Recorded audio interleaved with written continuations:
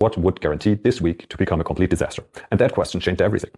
You want a perfect week? Then first, design the worst one and then dodge it. You're planning your week trying to make it perfect. More focus time, better prioritization, finally getting ahead. And by Wednesday, you're already behind on wondering what went wrong again.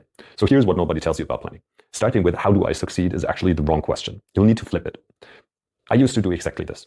I built these beautiful optimistic plans every Sunday night. Then reality would punch me in the face by Tuesday morning. So I was basically getting myself up to a fail and calling it ambition. I finally learned this technique from a mentor who asked me one simple question. What would guarantee this week to become a complete disaster? And that question changed everything.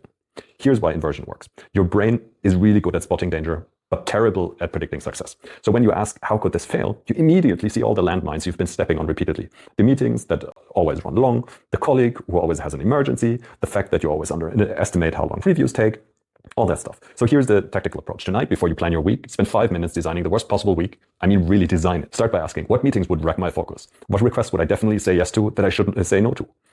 What would make my work until midnight Friday? What assumptions, if wrong, would sink my key deliverable? Write that stuff down. That's your landmine map. And now here's the really powerful part. Most of those disasters are completely avoidable with like 10 minutes of prevention. So you can block your calendar before that time-wasting meeting gets scheduled. You can set expectation in that needy stakeholder interaction instead of firefighting it later in the week. You can add buffer into the timeline before you commit it.